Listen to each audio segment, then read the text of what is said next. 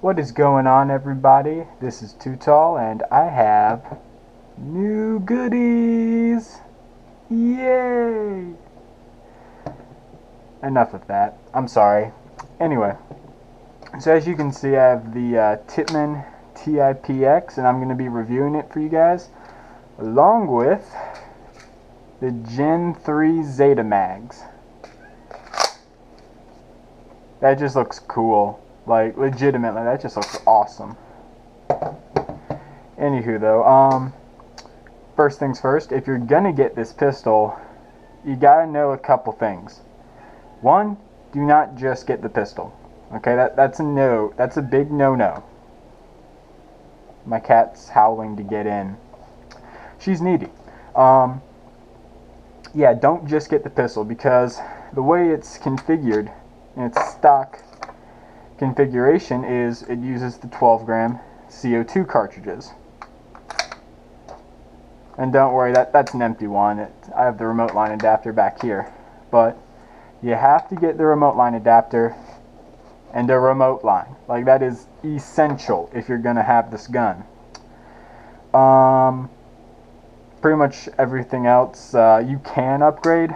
I wouldn't really recommend it because the thing is a beast just by itself, but you get the remote line going, remote line adapter, you're pretty much set as a primary with this thing.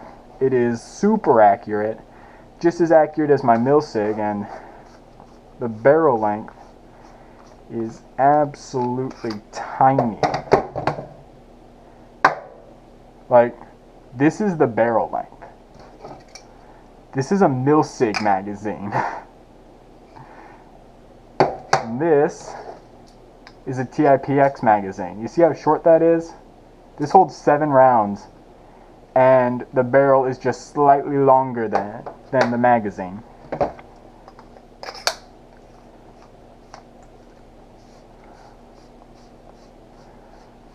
So anyway, first impressions. This thing is big. Like, I mean, it is really, really big. Like, Desert Eagle big. It's so big. You can put a Magpul foregrip on this. Well, that just fell off. You can put a Magpul foregrip on this, and you can run it like a submachine gun. It's that big.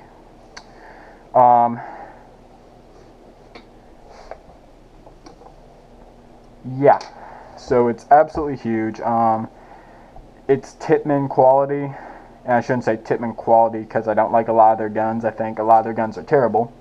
But they're good guns, namely the X7 Phenom and this, are excellent guns. Great, great, great for woods ball or tactical play.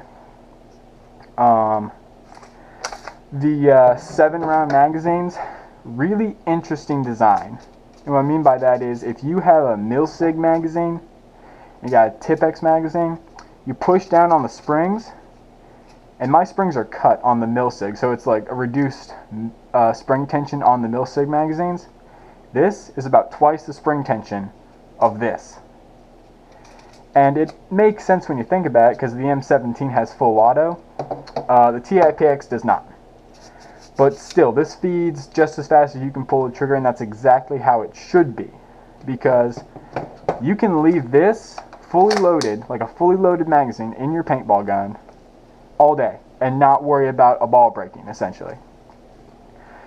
You can't do that with the milsig. It's just not going to work. The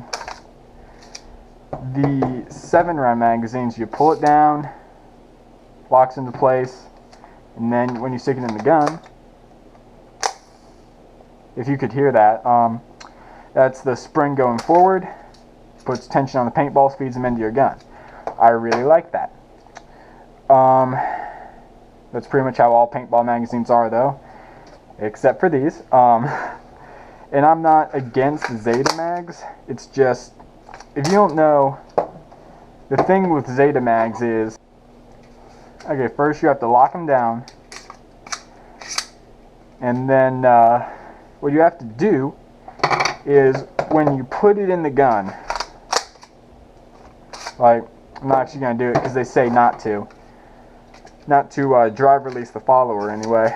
but you have to pull down on this little tab right there, and then that'll release the follower. I'm not a big fan of that design. I feel like when you just slap it into the gun, it should release the follower and it should push the paintballs into your gun.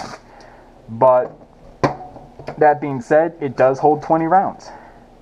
For a pistol, that's really good. Let me think here. You can use CO2 with this, as I previously said. That's actually what I only run in this, for reasons I'm not going to really get into.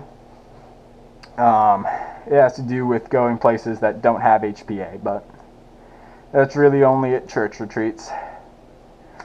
Let me think. For the zetamags, they're really sturdy.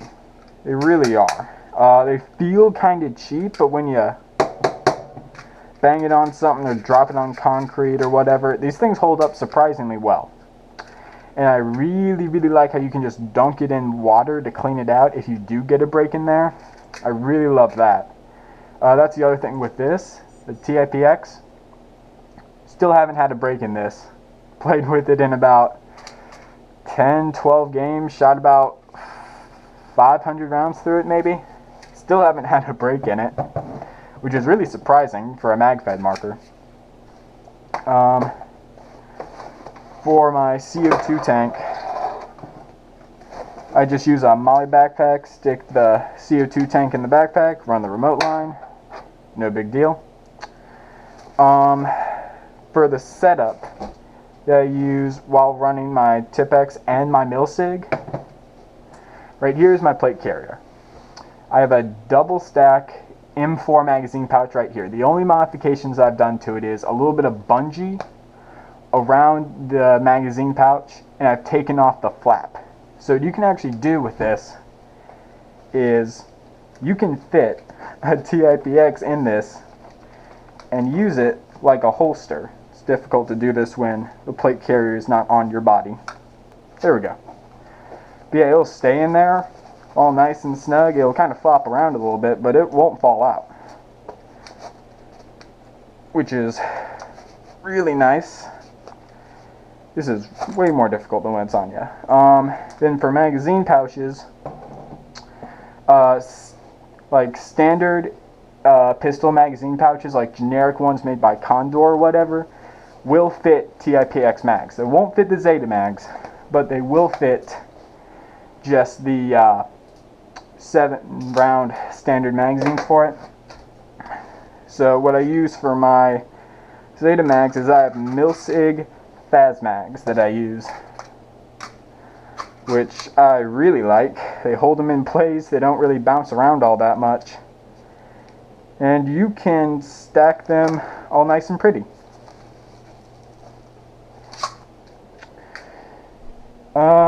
Yeah, but I mean, if you want to run this as your primary mag-fed marker, go for it. I kind of wish that I had gotten into mag-fed like this, because this is so much cheaper, and you can upgrade it to a rifle down the road if you get the Milsig FXR kit. So yeah, that's about all I got for you guys. I'll see you later.